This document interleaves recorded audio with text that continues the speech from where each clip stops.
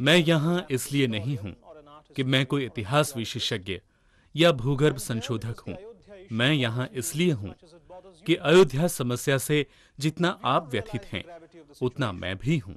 हम इस समस्या की जटिलता एवं गंभीरता से तो परिचित हैं, लेकिन फिर भी हम अयोध्या और इसके इतिहास के बारे में बहुत ही कम जानते हैं।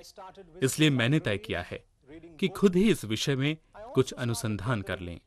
मैंने ग्रंथालय जाना और पढ़ना शुरू किया। धीरे धीरे अयोध्या से जुड़ी सारी विशेष घटनाएं मैंने क्रम से लगाई। यह सिर्फ एक कोशिश है कि सारी जानकारी आपके सम्मुख रखी जाए ताकि आप अपना मत बना सकें। अयोध्या इस शब्द का अर्थ होता है अपराजित या जिसे हरा नहीं सकते। यह इतिहास है युद्ध का, 2200 सालों के संघर्ष का, ख्रिस्त पूर्व 150 साल से आज तक का। लेकिन सबसे पहले अयोध्या की एक और पहचान करा दूं। राजा मनु द्वारा निर्मित राजधानी और श्री राम जी का जन्मस्थल, जिसका उल्लेख संस्कृत साहित्य में आता है, खासकर रामायण एवं महाभारत जैसे वंदनीय ग्रंथों में। कोशलो नाम मुदितः स्मितो जनपदो महान् निविष्टः सरयूतीरे प्रभूत धनधान्यवान् अयोध्या नाम नगरी तत्रासीन लोकविश्रुता मनुना मानवेन्द्रेण या पुरी निर्मिता स्वयं आयता दशचक्रे च योजनानि महापुरी श्रीमती त्रीणि विस्तीर्णा सुविभक्त महापथा राजमार्गेण महता सुविभक्तेन शोभिता। श्री ग्रिफिथ 19वीं सदी के आखिर में बनारस कॉलेज के मुख्य अध्यापक रहे। उन्होंने रामायण में अयोध्या के वर्णन को बड़ी सुंदरता से अनुवादित किया है। वो लिखते हैं, उस नगरी के विशाल एवं सुनियोजित रास्ते और उसके दोनों तरफ से निकली पानी की नहरें, जिससे राजपथ पर लगे पेड़ तरोताजा रहें और अपने फूलों की महक फैलाते रहें। एक कतार में और सतल भूमि पर बने बड़े बड़े राजमहल, अनेक मंदिर एवं बड़ी बड़ी कमानें और हवा में लहराता विशाल राज ध्वज, स्वर्ण विलेपित ऊंचे बुर्ज, लहलहाते आम के बागीचे, फलों और फूलों से लदे पेड़, मुंडेर पर कतार से लगे फहराते ध्वजों के इर्द गिर्द और हर द्वार पर धनुष लिए तैनात रक्षक। राजा दशरथो महाराष्ट्र विवर्धना पुरीमावासयामास दिवि देव पतिर्यथा कपाट तोरणवती। कौशल राज के राजा दशरथ राजा मनु के 56वें वंशज माने जाते हैं। उनको 3 पत्नियां थीं, कौशल्या, सुमित्रा एवं कैकेयी। वे अपने अपने महलों में रहती थीं। माना जाता है कि श्री राम का जन्म कौशल्या मंदिर में हुआ, अतः उसे ही राम जन्मस्थल माना जाता है। ब्रह्मांड पुराण में अयोध्या को हिंदुओं की 6 पवित्र नगरियों से भी पवित्र माना गया है। अयोध्या मथुरा माया काशी कांची अवंतिका एतः पुण्यतमः प्रोक्तः पुरीणामुत्तमोत्तमः। इतिहास के पन्नों पर श्री राम का पहला जिक्र महर्षि व्यास द्वारा रचित महाभारत के वनोपाख्यान खंड में आता है। सदियों से अयोध्या के निवासी पुनर्रचना करने में लगे हैं। अलेक्जेंड्रा के करीब 200 साल बाद मौर्य शासनकाल दौरान जब बुद्ध धर्म अपनी चरम सीमा पर था, एक ग्रीक राजा मिनांदा यहाँ आया।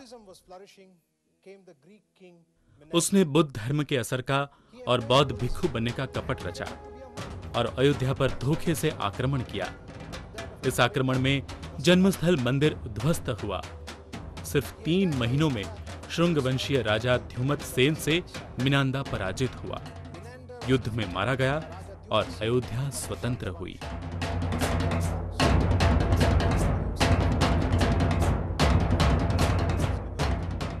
जन्मस्थान मंदिर की पुनर्रचना राजा विक्रमादित्य ने की। इतिहास में 6 विक्रमादित्यों का उल्लेख है। इतिहासज्ञों में किस विक्रमादित्य ने मंदिर पुनर्निर्माण किया, इस पर एक मत नहीं है। कुछ लोग कहते हैं वो विक्रमादित्य जिसने शकों को सन 58 में पराजित किया और जिसके नाम से शक संवत्सर चलता है। तो कुछ लोग कहते हैं स्कंदगुप्त, जो अपने आप को विक्रमादित्य कहलाता था, उसने 5वीं शताब्दी के अंत में मंदिर निर्माण किया। पी कानगी ने अपनी किताब a historical sketch of Faizabad में कही बात साधारणतः सर्वमान्य है।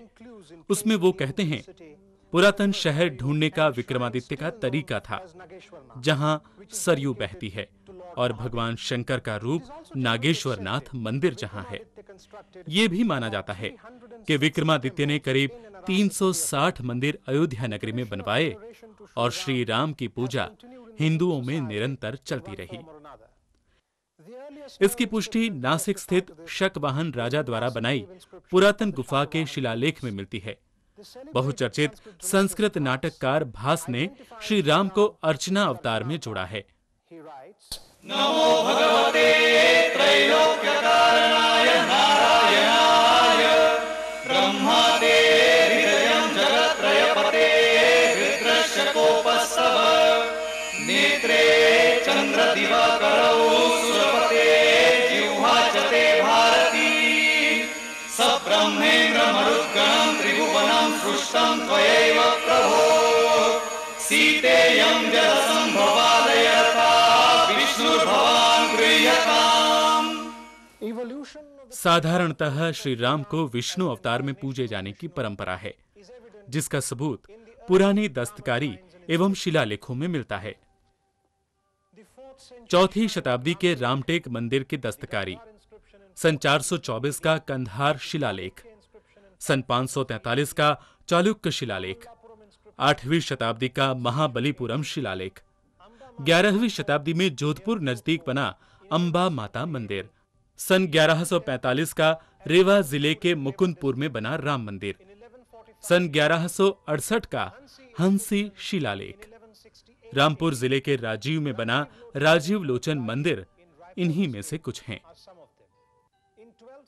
12वीं शताब्दी में 5 मंदिर अयोध्या में थे। गोप्रतार घाट का गुप्तहरी, स्वर्ग द्वार घाट का चंद्रहारी, चक्रतीर्थ घाट का विष्णुहारी, स्वर्ग द्वार घाट का धर्महरी एवं जन्मभूमि जगह पर विष्णु मंदिर। महमूद गजनवी ने सोमनाथ लूटा और वापस चला गया, लेकिन उसका भतीजा सालार मसूद अयोध्या की ओर बढ़ा। 14 जून 1033 को मसूद अयोध्या से 40 किलोमीटर दूरी पर बहराई पहुंचा। यहां सोहेल देव के नेतृत्व में सेना इकट्ठी हुई। सोहेल देव की सेना ने मसूद पर धावा बोल दिया, जिसमें मसूद की सेना परास्त हुई और मसूद मारा गया। मसूद के चरित्रकार अब्दुल रहमान चिश्ती मिरते मसूदी में कहते हैं, मौत का सामना है, फिराक सूरी नजदीक है, हुनूदों ने जमाव किया है, इनका लश्कर बेइंतहा है। सुदूर नेपाल से पहाड़ों के नीचे घाघरा तक फौज मुखालिफ का पड़ाव है। मसूद की मौत के बाद अजमेर से मुजफ्फर खान तुरंत आया, पर वह भी मार दिया गया। अरब ईरान के हर घर का चिराग बुझा। राम भक्ति की परंपरा चलती रही। कई साहित्यिक एवं धार्मिक स्रोत अयोध्या महात्म्य में सिमटे नजर आते हैं, जो 12वीं या 13वीं शताब्दी में लिखा गया। अयोध्या महात्म्य में कई बातें और किस्से हैं जो अयोध्या को महानतम मोक्ष मुक्तिदायक कहते हैं। राम जन्म प्रवर्तते जन्मस्थातम् इदं प्रोक्तं मोक्षादि फल साधनम् विघ्नेश्वरात् पूर्वभागे वसिष्ठादुत्तरे तथा नवमशात् पश्चिमे भागे जन्मस्थानम्। अयोध्या महात्म्य में जन्मस्थान का वर्णन एवं उसके निश्चित जगह का ब्यौरा है। साथ ही लिखा है, रामनवमी के दिन जन्मस्थान के दर्शन से पुनर्जन्म टलता है, मोक्ष मिलता है। भले उसके बाद आप किसी और पवित्र जगह दर्शन करें या ना करें, आप दान धर्म करें या ना करें, लाखों हिंदू अयोध्या महात्म्य में लिखी बातों पर विश्वास रखकर सालों साल अयोध्या जाते रहे।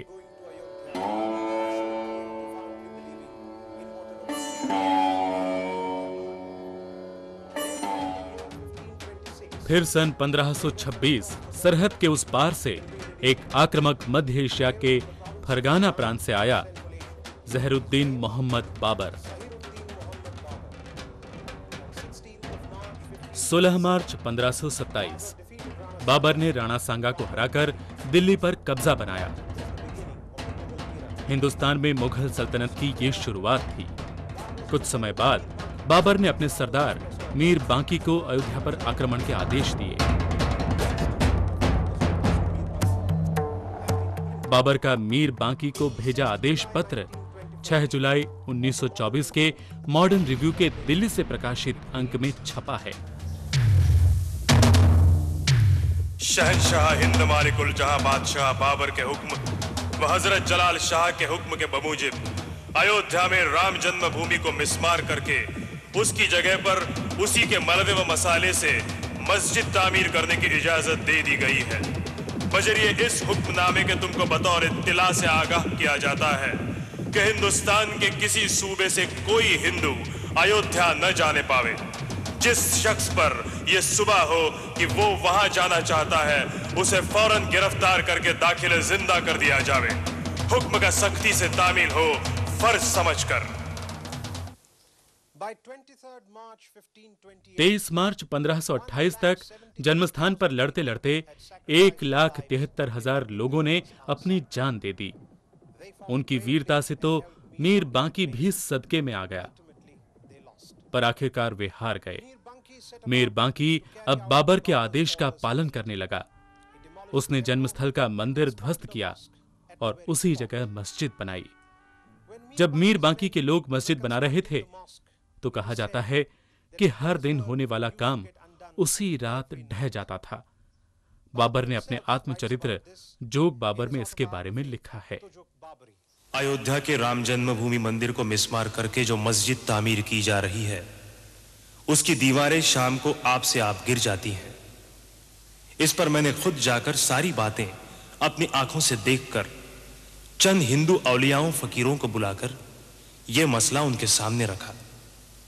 इस पर उन लोगों ने कई दिनों तक गौर करने के बाद मस्जिद में चंद तरमीमें करने की राय दी, जिनमें 5 खास बातें थीं।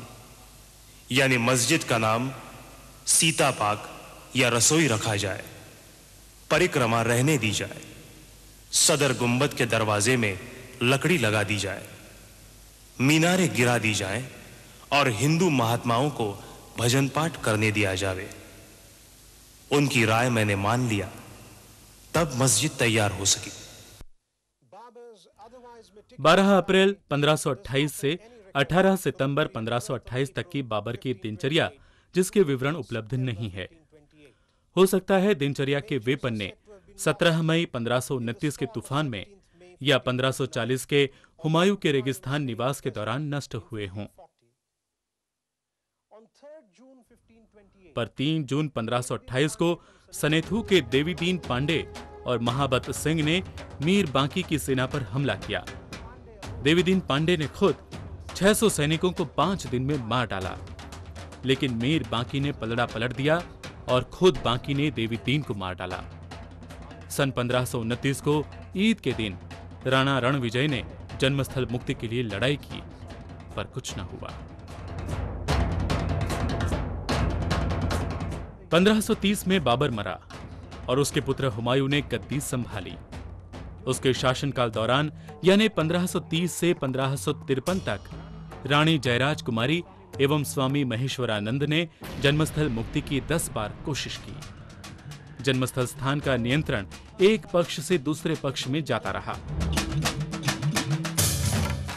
हुमायूं के बाद अकबर आए। उन्होंने अपने राज्य को 12 भागों में विभाजित किया। अकबर काल के दौरान अनुमान है कि करीब 20 बार हिंदुओं ने जन्मस्थल पर कब्जा पाने की लड़ाइयां की। अकबर ने हिंदुओं के अधिकार को मान्यता देते हुए मस्जिद के बिल्कुल आगे एक चबूतरा बांधने और पूजा करने का अधिकार दिया। ये चबूतरा आज राम चबूतरा के नाम से जाना जाता है।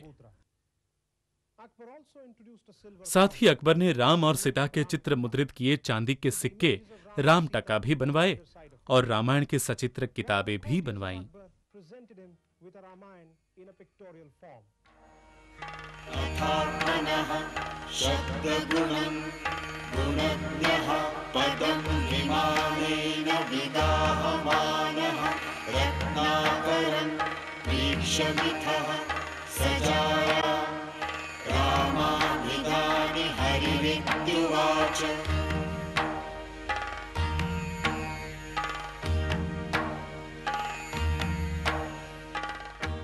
अबुल फजल अकबरनामा एवं यान अकबरी के लेखक अब्दुल फजल अयोध्या को श्री राम का निवास एवं हिंदुओं की पुण्य भूमि मानते हैं। जहांगीर के शासनकाल दौरान सन 1608 और 1611 के बीच कभी तो विलियम फिंच ने अयोध्या को भेंट दी। उन्होंने भी दुर्ग रामकोट में श्री राम का निवास होने की पुष्टि अपने लेख में दी, जिसे विलियम फोस्टर ने अपने किताब अर्ली ट्रैवल्स इन इंडिया में शामिल किया है।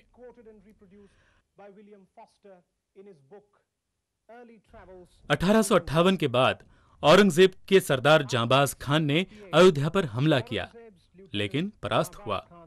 गुरु गोविंद सिंह जी के अकालियों ने रुदाली और सफदरगंज में उसे हराया। 1664 में खुद औरंगजेब अयोध्या गए।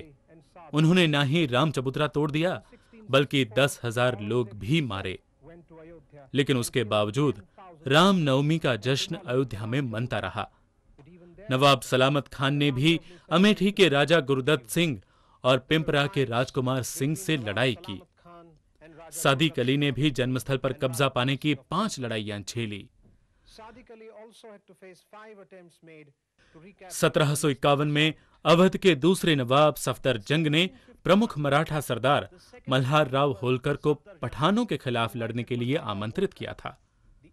मल्हार राव ने इसके बदले में हिंदुओं के 3 पवित्र शहरों की अयोध्या, काशी और प्रयाग की मुक्ति की शर्त रखी। 1756 में जब दिल्ली पर अफगानियों ने हमला किया, तब शुजाउद्दौला ने फिर मराठों से मदद मांगी। मराठों ने फिर 3 शहरों की मुक्ति की शर्त रखी। दुर्भाग्य से पानीपत में मराठा हार गए और अयोध्या हिंदुओं के कब्जे में आने की मराठा नीति भी।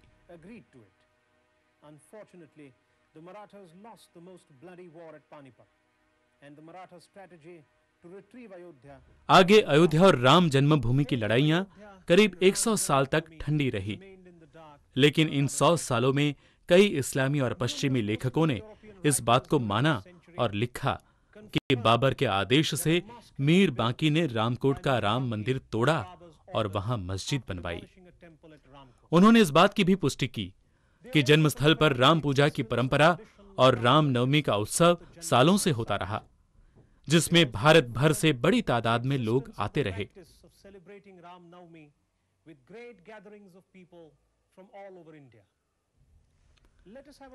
जरा इन किताबों और उनके लेखकों पर नजर डालते हैं।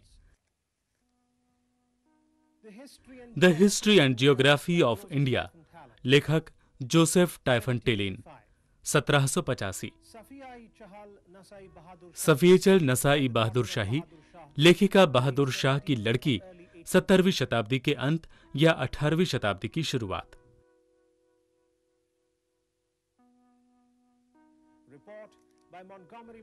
ब्रिटिश सर्वेयर मैनकोनोरी मार्टिन की 1838 की रिपोर्ट, ईस्ट इंडिया कंपनी, लेखक एडवर्ड फाउंटेन, 1854। हादिका ई शहादा, लेखक मिर्जा जान, 1856। लेकिन इन दिनों में भी बाबा उद्धवदास और बाबा रामचंद्र दास ने मिलकर नसीरुद्दीन हैदर और वाजिद अली शाह के शासनकाल दरमियान 5 बार राम जन्मभूमि पर कब्जा पाने की कोशिश की।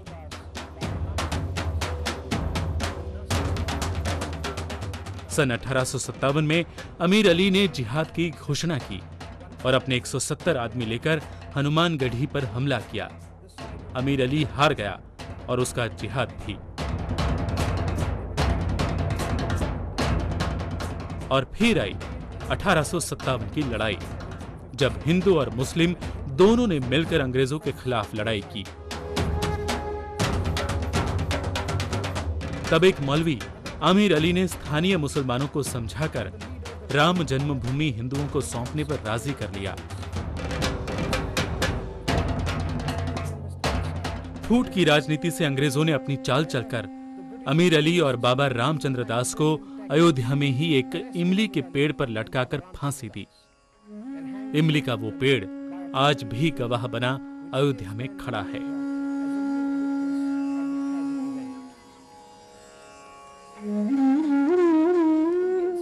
सर्जन जनरल एडवर्ड बॉल्फर द्वारा लिखित एनसाइक्लोपीडिया ऑफ इंडिया में लिखा है कि वहां मंदिर की जगह के पास 3 मस्जिदें थीं। एक जन्मस्थल पर, दूसरी स्वर्ग द्वार और तीसरी त्रेता का ठाकुर पर। इससे पहले हमने कुछ किताबें, लेखक और उनकी टिप्पणियों को देखा है। उनके अलावा और भी कुछ किताबें हैं, जैसे मिर्जा राजा बली बेग द्वारा 1867 में लिखी फसाना ए इबरत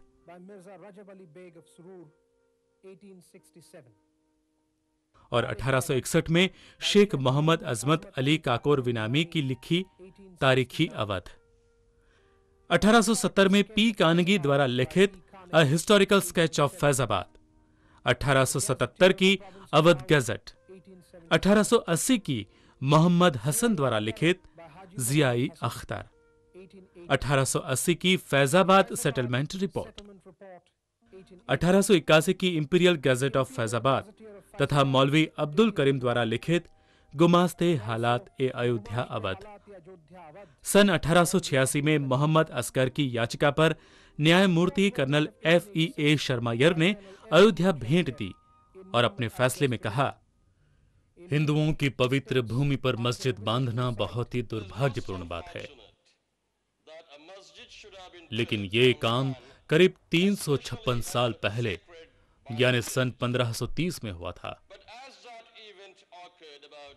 इसलिए आज उसका कोई हल निकाला नहीं जा सकता।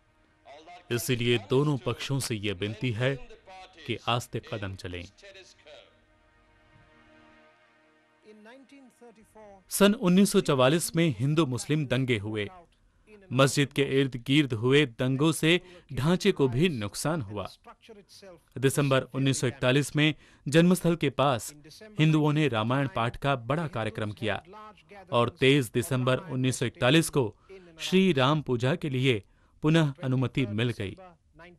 1975 और 80 के बीच आर्कियोलॉजी ऑफ सर्वे 1975 और 80 के बीच आर्कियोलॉजी सर्वे ऑफ इंडिया के डायरेक्टर जनरल श्री B.B. लाल के मार्गदर्शन में अयोध्या में पुरातत्व संशोधन अभियान चलाया गया। प्रख्यात इतिहास विशेषज्ञ डॉक्टर S.P. गुप्ता भी इस अभियान के एक सदस्य थे। हमने बाबरी मस्जिद के पास 3 जगह पर खुदाई की। इसमें से जो जगह मस्जिद के पश्चिमी और दक्षिणी तरफ है, और ये खुदाई मस्जिद के सिर्फ 2 मीटर की दूरी पर यानी बिल्कुल लगकर की गई। ये फोटो देखिए, मस्जिद की दीवार है, बाहरी दीवार। यहां से नीचे की तरफ अलग अलग स्तर दिखाई देते, गुप्तकालीन स्तर, कुषाण स्तर, शुंग स्तर और आगे ख्रिस्त पूर्व 3-4 शताब्दी का स्तर। लेकिन हम इससे भी आगे और गहराई तक गए, जो अभी दिखाई नहीं दे रहा है। करीब और 7-8 फीट नीचे गए और इसके सबके निचले स्तर पर हमें कुछ चीजें मिली जिसका ताल्लुक ख्रिस्त पूर्व 7-8 शताब्दी से है। हो सकता है सबसे निचले स्तर पर मिले अनुशेष प्रभु राम के जमाने के हो, क्योंकि बिल्कुल ऐसे ही अनुशेष हमें और जगहों से भी मिले, जैसे शंगवीरपुर भारद्वाज आश्रम और चित्रकूट, जो रामकथा से जुड़ी जगह हैं। जैसे ही खुदाई मस्जिद के दक्षिणी दिशा में की और हमें वहां भी ख्रिस्त पूर्व 7-8 शताब्दी स्तर तक गए, वहां भी हमें वही मिला जो पश्चिमी खुदाई से मिला था। वैसे तो हमने अयोध्या में 14 जगह ऐसी खुदाई की ताकि हमारा अनुमान ठोस हो और हमें सभी जगहों से एक जैसे सबूत मिले। जैसे मैंने आपको पहले बताया, हमने मस्जिद के दक्षिणी दिशा में भी खुदाई की, जो आप इस फोटो में देख रहे हैं। ये दीवार है मस्जिद की बाहरी दीवार। ये अभी का स्तर है और पुरातन स्तर ये है। जैसे ही हम थोड़ा नीचे जाते हैं, करीब 35-30 सेंटीमीटर, हमें यहाँ खंभों के बुनियाद की कतार दिखी। 1, 2, 3। एक और कतार दूसरे भाग से जाती दिखती है। ये बड़ा बुनियादी चौकोन खंभों को पेलने के लिए बनाए हैं। इसकी दिशा भी धार्मिक पवित्रता रखने वाली, यानी उत्तर से दक्षिण की ओर और पूर्व पश्चिमी दिशा है, जैसे कि मस्जिद के अंदर वाली खंभों की है। अब इन खंभों पे की हुई दस्तकारी देखिए। एक विशिष्ट शैली के चित्र और मूर्तियां इन पर बनी हैं। आमतौर पर ऐसी दस्तकारी मंदिर के खंभों पर पाई जाती है। संख्या के अनुमान से ये खंभे 11वीं शताब्दी के बने हैं और मुझे लगता है मस्जिद के अंदर के खंभे और बाहरी खुदाई में मिले खंभों की बुनियाद, जिसका फोटो हमने अभी देखा, साबित करते हैं कि ये एक ही काम है। इसके आगे भी हमने काम किया, जिससे मस्जिद के अंदर से भी इस विषय के ज्यादा सबूत मिलेंगे। अब इन खंभों और इन बुनियादों को देखिए, इनके बीच का अंतर हर जगह एक जैसा है। इन खंभों को देखिए, ये इन बुनियादों से थोड़े छोटे हैं। आमतौर पर खंभों से इनकी बुनियाद थोड़ी बड़ी रखी जाती है ताकि खंभों की मजबूती बढ़ जाए। अगर हिंदू ढांचे के ऊपर मस्जिद बनाई गई है तो इन खंभों को खुला क्यों छोड़ दिया गया? ऐसा जहां भी हुआ है, यही देखने को मिलता है कि जगह और खंभों को खुला छोड़ दिया है। अब दिल्ली में देखिए, दिल्ली में एक मस्जिद है, कुव्वत उल इस्लाम, जहां कई खंभे ऐसे ही खड़े हैं और उन पर गुम्मत रखा गया है। इसमें कोई विशेष बात नहीं है। आप आक्रामकों की मानसिकता को समझिए। जब मुस्लिम आक्रामक यहां आए तो उन्हें अपनी ताकत दिखानी थी। वैसा शिलालेख भी कुव्वत उल मस्जिद में बना है। कहा जाता है कि ये मस्जिद बनाने के लिए करीब 27 मंदिरों को ध्वस्त किया गया। कुव्वत उल इस्लाम का मतलब होता है इस्लाम की ताकत। धारणा ये होती है कि आक्रामक आक्रमण किए अवाम को ये जताना चाहते हैं कि वे कितना ताकतवर हैं, और आमतौर पर हर आक्रामक ये करता भी है। सबसे मजेदार बात यह है कि खंभों के ध्वस्त स्तर से चीनी मिट्टी के बर्तनी टुकड़ों का मिलना। जमीन का स्तर जिसमें ध्वस्तता के स्थितिजन्य सबूत मिले हैं, उसी स्तर से चीनी मिट्टी के बर्तन के टुकड़े मिले हैं, जो भारत के मुस्लिम काल की ओर निर्देश करते हैं। इस तरह के बर्तन भारत में 13वीं शताब्दी तक नहीं पाए जाते, इसीलिए ध्वस्त स्तर 15वीं शताब्दी का हो सकता है। चीनी मिट्टी को बर्तन के टुकड़ों का ध्वस्त स्तरों से मिलना और उस खंभों के ऊपर रहे ध्वस्त ढांचों का गहरा संबंध बनता है। तो फिर ये स्थितिजन्य सबूत सामने क्यों नहीं आए? वैसे तो इन सारे सबूतों के साथ मैंने अपनी रिपोर्ट डायरेक्टर जनरल को 2 साल पहले दी है। वे उसे प्रकाशित करने की सोच भी रहे होंगे। यहाँ हमें भूगर्भ संशोधन की पूरी आजादी दी और कहा गया हम मस्जिद के नीचे भी खोद सकते हैं, लेकिन यह तभी हो सकता है जब मस्जिद वहां से हटाई जाए। हमें आशा है कि सारे 84 खंभों की बुनियादें हम ढूंढ पाएं, जिसमें 6 तो मस्जिद की दक्षिणी दीवार की ओर हमने ढूंढे।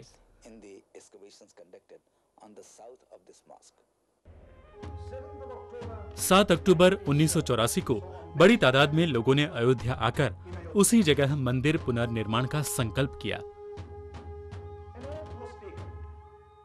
ये आंदोलन अब स्वाधीनता संग्राम जैसा सबसे बड़ा जन आंदोलन होने की दिशा में चलने लगा है। फिर आया वो ऐतिहासिक दिन 1 फरवरी 1986, जब मस्जिद के दरवाजों को लगाया ताला। जिला सत्र न्यायालय ने 1949 के प्रशासनिक आदेशों को खारिज करते हुए निकाल दिया। न्यायालय ने हिंदुओं की पिछले 36 सालों से वहां जाते रहने की बात मानते हुए ताले निकालने के आदेश दिए। 23 मार्च 1951 फैजाबाद सत्र न्यायालय के दूसरे एक न्यायाधीश के निरीक्षण के अनुसार उस जगह का इस्तेमाल 1936 के बाद कभी भी मस्जिद जैसा नहीं हुआ और न ही वहां कभी नमाज पढ़ी गई। इसके बाद का ऐतिहासिक क्षण रहा 19 नवंबर 1989, जब मंदिर पुनः निर्माण की नींव का पत्थर रखा गया। शिलान्यास समारोह में पहला पत्थर एक हरिजन से रखवाया गया।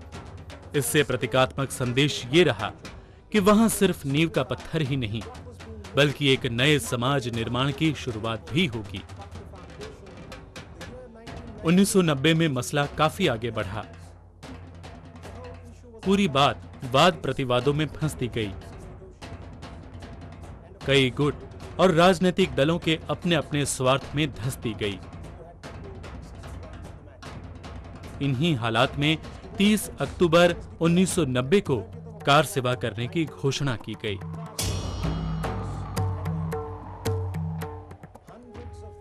लाखों लोग अयोध्या में इकट्ठे होने लगे।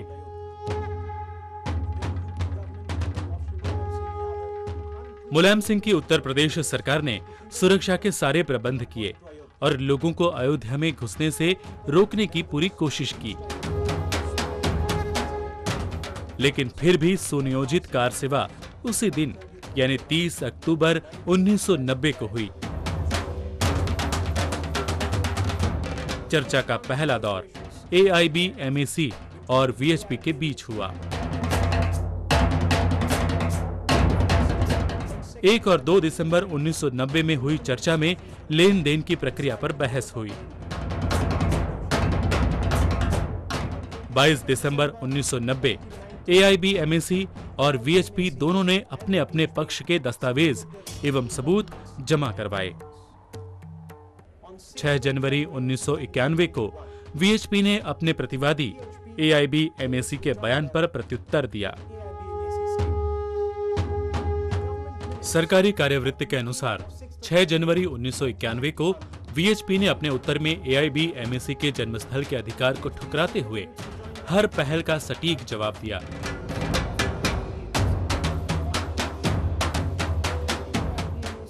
AIB-MAC ने VHP द्वारा प्रस्तुत किए सबूतों पर कोई प्रतिक्रिया नहीं दी, इसीलिए कई मुद्दों पर सहमति या असहमति का फैसला न हो सका।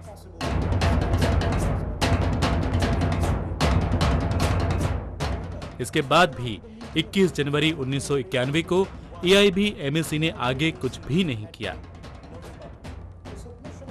वाद प्रतिवाद, चर्चा, बैठकें, ये सब तो होता ही रहेगा, लेकिन ऐतिहासिक तत्व और सबूत ये साफ कहते हैं कि जहां मस्जिद खड़ी है, मंदिर उसी जगह था। हां, इस बात का कोई सबूत नहीं कि राम वहीं जन्मे थे, लेकिन इस बात का सबूत होना संभव भी नहीं। पर इस बात को कैसे झुठलाए कि श्री राम हजारों सालों से हिंदुओं के लिए पूजनीय रहे हैं। भारत की जनता उन्हें मनुष्य जाति का आदर्श मानती आई है। जो आदर्श और सदाचार उनकी जीवनी में झलकता है, उसकी पूजा हजारों सालों से वे करते आए हैं।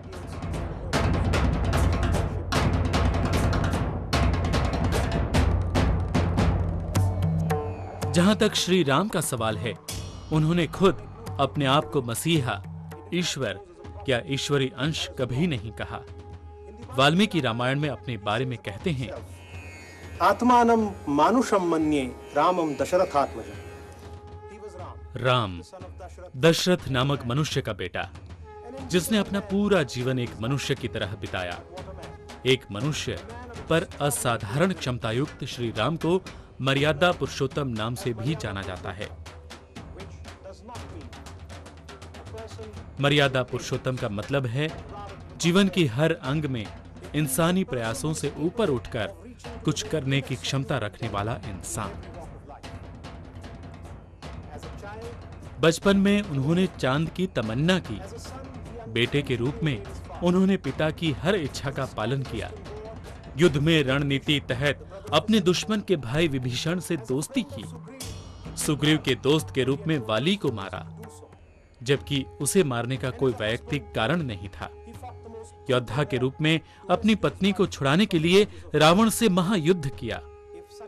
अगर ऐसा व्यक्ति हजारों सालों से पूजा जाता है और उसके भक्त दिल से मानते हैं कि उसने अयोध्या में इस जगह पर जन्म लिया है, तो उस आदर्श व्रत राम को वो जगह देनी चाहिए। श्री राम के लिए नहीं तो उनके भक्तों के लिए। दोस्तों, जैसे मैंने शुरुआत में कहा था, आपके सामने कुछ तथ्य रखूंगा जिससे आपको इस विषय में अपना मत बनाने में मदद मिल सके। मैंने अपनी ओर से पूरी कोशिश की है। धन्यवाद।